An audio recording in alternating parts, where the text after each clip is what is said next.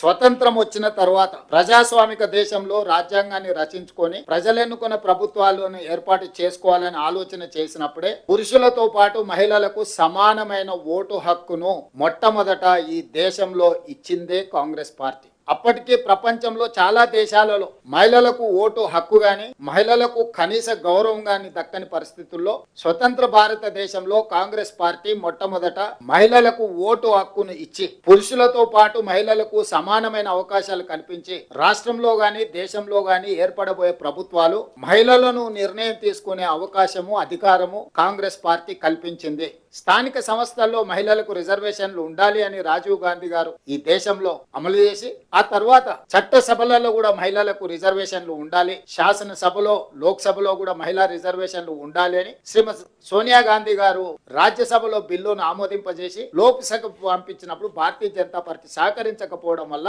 2013 సంవత్సరంలో చట్టసభలలో మహిళా రిజర్వేషన్లు స్తంభింప చేయబడ్డది. 2023 సంవత్సరంలో కేశవరావు గారు కూడా అప్పుడు రాజ్యసభ సభ్యులుగా మళ్ళీ మహిళా రిజర్వేషన్లను అమలు చేయాలని చర్చకు వచ్చినప్పుడు అటు లోక్సభలో గాని రాజ్యసభలో గాని కాంగ్రెస్ పార్టీ సంపూర్ణంగా మద్దతు ఇచ్చింది. ఈ రోజు మళ్ళీ మహిళా రిజర్వేషన్లను అమలు చేయమని డిమాండ్ వచ్చినప్పుడు అమలు చేయాల్సిన పరిస్థితి వచ్చినప్పుడు 2026లో జనాభా లెక్కలేస్తామని ఆదేశాలు ఇచ్చి ఇప్పుడు ఆ లెక్కలు పూర్తి చేసి అమలు చేయాల్సిన అంశాన్ని పక్కన పెట్టి 2011 జనాభా ప్రాతిపదికన మహిళా రిజర్వేషన్లను నియోజకవర్గాల పెంపును రెండు కలిపి ఒకే దాంట్లో పెట్టి రోజు చట్టం ముందుకు తీసుకొస్తుంది.